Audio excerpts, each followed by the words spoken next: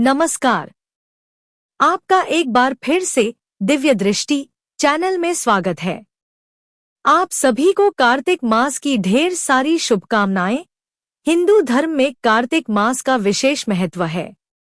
यह मास भगवान श्री विष्णु और उनकी प्रिय तुलसी माता को समर्पित होता है। इसे दान, पूजा, उपवास और सत्संग का पवित्र समय माना जाता है और विशेष रूप से इस मास में तुलसी जी की पूजा का अत्यधिक महत्व है। तुलसी माता को हिंदू धर्म में अत्यंत पवित्र और पूजनीय माना गया है। कार्तिक मास व्रत कथा के 7वें अध्याय में नारद जी ने व्रत करने वालों के नियमों की चर्चा की है। उन्होंने बताया कि कार्तिक मास के दौरान कौन सी तिथि पर कौन सा भोजन किया जाना चाहिए और किन चीजों का त्याग करना चाहिए। व्रत करने वाले को हमेशा ब्रह्मचर्य का पालन करना चाहिए, पृथ्वी पर शयन करना चाहिए और दिन में केवल एक बार पत्तल पर भोजन ग्रहण करना चाहिए। श्री नारद जी ने कहा, हे राजन, जो व्यक्ति कार्तिक मास का व्रत करता है उसे आमिष, उर्द, मधु, राई, खटाई और मदकारी वस्तुओं का सेवन नहीं करना चाहिए। व्रती को किसी से द्वेष नहीं रखना चाहिए और तीर्थ स्थानों को छोड़कर विदेश यात्रा नहीं करनी चाहिए। उसे देवता, वेद, ब्राह्मण, गुरु, गौ, नारी और गुरुजनों की निंदा से बचना चाहिए। व्रती को दाल, तिल, तेल, पकवान और बाहर से क्रय किए हुए भोजन से परहेज करना चाहिए। इसके साथ ही मसूर, बासी भोजन और जीवों का मांस भी वर्जित है। बकरी, गाय और भैंस के दूध के अलावा अन्य पशुओं के दूध को आमिष माना गया है। नारद जी ने यह भी कहा कि कार्तिक व्रती को नरक चतुर्दशी के दिन तेल से स्नान करना चाहिए, लेकिन अन्य दिनों में तेल का प्रयोग त्याज्य है। व्रती को विभिन्न शाक सब्जियों जैसे सिंघाड़ा, कोहड़ा, प्याज, गाजर, मूली, लौकी और तरबूज से बचना चाहिए। हर तिथि के अनुसार कुछ विशेष शाकों का त्याग करना चाहिए, जैसे कि प्रतिपदा को कुम्हड़ा, द्वितीया को कटहल, सप्तमी को आंवला और दशमी को लौकी। यदि व्रती कोई वर्जित शाक खाना चाहता है तो उसे पहले ब्राह्मण को अर्पित करके खाना चाहिए। इन नियमों का पालन करके कार्तिक व्रत करने वाला व्यक्ति भगवान विष्णु की कृपा प्राप्त कर सकता है। यही विधान माघ मास के व्रत के लिए भी है। देवोत्थापिनी एकादशी पर पूर्वोक्त नियमों के अनुसार नृत्य, जागरण और गायन वादन आदि करने चाहिए। इस प्रकार विधिपूर्वक व्रत करने वाले व्रती को देखकर यम के दूत ऐसे भाग जाते हैं जैसे सिंह की गर्जना से हाथी भागते हैं। यह कार्तिक व्रत सभी व्रतों में श्रेष्ठ माना गया है। अन्य सभी व्रतयज्ञ, चाहे वे सैकड़ों की संख्या में हों, इस व्रत की तुलना में नहीं आ सकते। यज्ञ करने वाले प्राणी केवल स्वर्ग में निवास करते हैं, लेकिन कार्तिक व्रत करने वाले इससे भी उच्चतर बैकुंठ लोक में जाते हैं। इस संसार में जितने भी पुण्य क्षेत्र हैं, वे सभी कार्तिक व्रत करने वाले के शरीर में वास करते हैं। खराब सपने, मन, वाणी और कर्म से किया गया कोई भी पाप कार्तिक व्रती के सामने आते ही नष्ट हो जाता है। जैसे राजा की सुरक्षा उनके अंगरक्षक करते हैं, वैसे ही कार्तिक व्रत करने वाले की रक्षा विष्णु भगवान की आज्ञा से इंद्र आदि देवता करते हैं।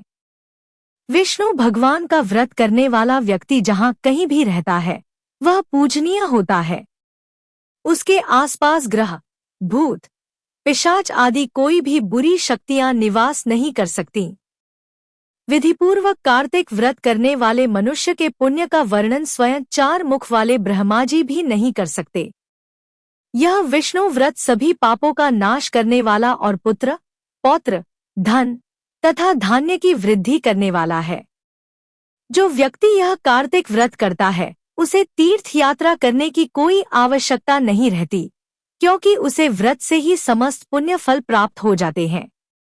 इतना सुनने के बाद शौनक ऋषि ने सूत जी से कहा, हे सूत जी, कृपा करके अब कार्तिक और तुलसी का महात्म्य बताइए। तब सूत जी ने कहा, हे ऋषियों, जो प्रश्न आपने मुझसे किया है वही एक समय नारद जी से राजा पृथु ने भी पूछा था। अब मैं वही उत्तर आपको बताता हूँ जो नारद जी ने राजा पृथु को दिया था। एक बार राजा पृथु ने नारद जी से पूछा, भगवान विष्णु को तुलसी क्यों इतनी प्रिय है? कृपया इसका महात्म्य बताइए। नारद जी ने उत्तर दिया, एक समय राजा बहुत से देवताओं और अप्सराओं के साथ महादेव जी के दर्शन के लिए कैलाश पर्वत पर गए। वहां उन्होंने एक भयंकर रूप और बड़े नेत्रों वाले पुरुष को देखा। इंद्र ने उससे पूछा, तू कौन है और शिव कहाँ है? जब कई बार पूछने के बाद भी कोई उत्तर नहीं मिला, तो इंद्र ने क्रोध में आकर अपने वज्र से उस पुरुष के कंठ पर प्रहार किया। उस प्रहार से उसके कंठ का रंग नीला हो गया, लेकिन इंद्र का वज्र भी भस्म हो गया। तब उस पुरुष की आंखों से ऐसी प्रचंड अग्नि निकली, जिससे ऐसा लगा कि वह इंद्र सहित पूरे संसार को भस्म कर देगी। यह स्थिति देखकर बृहस्पति जी ने हाथ जोड़कर इंद्र को दंडवत झुकाया और महादेव जी की स्तुति करने लगे।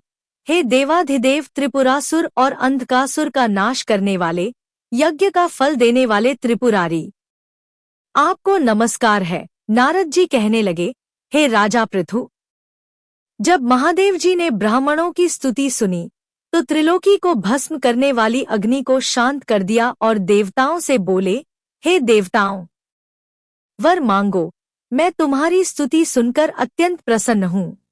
महादेव जी ने इंद्र को जीवनदान दिया और बृहस्पति जी से कहा, आज से तुम्हारा नाम जीव होगा। बृहस्पति जी बोले, यदि आप प्रसन्न हैं तो इंद्र की रक्षा कीजिए और आपके नेत्र से उत्पन्न हुई भयंकर अग्नि को शांत करें।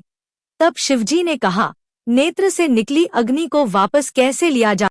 उसके रोने से पृथ्वी कांप उठी और सातों लोग बहरे हो गए। यह अद्भुत दृश्य देखकर वहां मौजूद ब्रह्मा जी ने आश्चर्यचकित होकर समुद्र से पूछा, यह बालक किसका है? समुद्र ने आदरपूर्वक बालक को ब्रह्मा जी को सौंपते हुए कहा, यह मेरा पुत्र है, जो गंगा से उत्पन्न हुआ है। कृपया आप इसका जातकर्म संस्कार करें। बालक ने ब्रह्मा जी की दाढ़ी पकड़कर जोर से मरोड़ा, जिससे ब्रह्मा जी की आंखों से आंसू निकलने लगे। जब किसी तरह ब्रह्मा जी ने अपनी दाढ़ी छुड़ाई तो बोले, चूंकि इस बालक ने हमारी आंखों से जल निकाला है, इसलिए इसका नाम जालंधर होगा। परंतु यह शिवजी के अतिरिक्त किसी और के हाथों नहीं मरेगा, क्योंकि यह शिवजी के अंश से उत्पन्न हुआ है। इसके बाद ब्रह्मा जी ने शुक्राचार्य को बुलाकर जालंधर का राज्याभिषेक किया और अंतर्धान हो गए। समुद्र ने जालंधर का विवाह कालनेमी की कन्या वृंदा से कर दिया, जो पतिव्रताओं में सबसे श्रेष्ठ और अत्यंत सुंदर थी। जालंधर वृंदा के साथ विवाह करके अत्यंत प्रसन्न था। जब वह घर आता तो वृंदा अपने हाथ से उसे पंखा झलती और अपने पति को नारायण समझकर उसकी सेवा करती थी। इतना कहकर नारद जी बोले, हे राजा पृथु, देवताओं से डरकर जो दैत्य पाताल में भाग गए थे, वे जालंधर से अभय पाकर फिर से पृथ्वी पर विचरण करने लगे। एक दिन जालंधर ने राहु को देखा, जिसका सिर कटा हुआ था। उसने इस बारे में शुक्राचार्य से पूछा। तब शुक्राचार्य ने उसे समुद्र मंथन की कथा सुनाई, जिसमें देवताओं ने रत्नों का हरण किया था। इस कथा को सुनकर जालंधर को अत्यंत क्रोध आया और उसने अपने दूत धस्मर को देवताओं के पास भेजा। धस्मर देवताओं की सभा में गया, पर उसने अभिमानपूर्वक इंद्र को नमस्कार नहीं किया। उसने कहा, दैत्यपति जालंधर ने तुम्हारे लिए संदेश भेजा है कि तुमने हमारे पिता का मंथन करके जो रत्न लिए हैं, वे हमारे हैं। उन पर तुम्हारा कोई अधिकार नहीं है, इसलिए वे रत्न हमें वापस कर दो। धस्मर के इस संदेश को सुनकर इंद्र भय और विस्मय में पड़ गए और बोले, समुद्र हमारे शत्रु दानवों की सदैव रक्षा करता है, इसलिए हमने वह रत्न उनसे लिए हैं। उन पर दैत्यों का कोई अधिकार नहीं है। दूत ने जब ये सभी समाचार जालंधर को सुनाए तो वह अत्यंत क्रोधित हुआ और देवताओं को हराने का उपाय सोचने लगा। उसने चारों दिशाओं और पाताल में अपने दूत भेजकर सभी दैत्यों को बुलाया और शुंभ तथा निशुंभ को अपना सेनापति बनाकर स्वर्ग के नंदन वन में जाकर इंद्र की अमरावती नगरी को घेर लिया। तब देवता भी युद्ध के लिए बाहर निकल आए और अनेक प्रकार के शस्त्रों से देवताओं और दैत्यों के बीच भीषण युद्ध होने लगा। दोनों ओर से योद्धा एक दूसरे को मार मार कर धराशायी हो रहे थे और चारों ओर रक्त बहने लगा। मरे हुए घोड़ों और हाथियों से धरती भर गई। इधर युद्ध में मारे गए दैत्यों को शुक्राचार्य अपनी संजीवनी विद्या से पुनः जीवित कर रहे थे, तो दूसरी ओर बृहस्पति जी द्रोणाचल की दिव्य औषधियों द्वारा देवताओं को जीवित कर रहे थे। जब दैत्यों ने शुक्राचार्य से यह बताया कि देवता भी इसी तरह जीवित हो रहे हैं, तो जालंधर ने अपने अनुचरों को द्रोणाचल पर्वत को समुद्र में फेंकने का आदेश दिया। दैत्यों ने द्रोणाचल पर्वत को उठाकर समुद्र में फेंक दिया और फिर वापस युद्ध करने लगे। जब बृहस्पति जी औषधि लेने गए और दिव्य पर्वत को वहां न देखकर तथा देवताओं के निरंतर सहार होते देखकर वे घबराकर देवताओं से बोले, हे देवताओं, शीघ्र ही यहाँ से भागो। ये दैत्य शिव के अंश से उत्पन्न हुए हैं, इसलिए वे तुम्हारे द्वारा नहीं मारे जा सकते। गुरु बृहस्पति की यह बात सुनकर देवता भयभीत होकर चारों दिशाओं में भागने लगे। जालंधर ने अपनी जीत का उत्सव मनाते हुए अमरावती नगरी में प्रवेश किया और इंद्र की अमरावती नगरी शुंभनिशुंभ को सौंप दी। जालंधर देवताओं का पीछा करने के लिए सुमेरु पर्वत की ओर बढ़ गया, जहां देवता सुमेरु पर्वत की गुफाओं में छिप गए थे। इंद्र और अन्य देवताओं ने जालंधर को अपनी ओर आते देखा और भगवान विष्णु की स्तुति करने लगे। हे मच्छ, कच्छ आदि अनेक रूप धारण करने वाले, आप ही हमारे दुखों का नाश करने वाले हैं, संपूर्ण सृष्टि के पालन और संहार करता है। शंख, चक्र, गदा और पद्म को धारण करने वाले भगवान, आपको हमारा प्रणाम है। भगवान विष्णु ने देवताओं की स्तुति सुनी और उनकी पीड़ा को जानकर तुरंत गरुड़ पर सवार होकर चल पड़े। लक्ष्मी जी ने पूछा, भगवान, आप कहाँ जा रहे हैं? भगवान विष्णु ने उत्तर दिया, तुम्हारे भाई जालंधर ने देवताओं को पीड़ा दी है, मैं उनकी सहायता के लिए जा रहा हूँ। तब लक्ष्मी जी बोली, भगवान, मैं आपकी परम प्रिय हूँ, फिर आप मेरे भाई को कैसे मारेंगे? विष्णु जी ने कहा, शिव से उत्पन्न और ब्रह्मा जी के वचन से जालंधर को मैं नहीं मार सकता। यह कहकर भगवान विष्णु शंख, चक्र और खड्ग लेकर जालंधर से युद्ध करने चल दिए। जब युद्ध शुरू हुआ तो गरुड़ के पंखों के वेग से ही कई दैत्य मारे गए। जालंधर यह देखकर क्रोधित हो गया और विष्णु के समक्ष युद्ध करने आया। भगवान विष्णु और जालंधर के बीच भयंकर युद्ध हुआ। आकाश मेघों की तरह बाणों से ढक गया।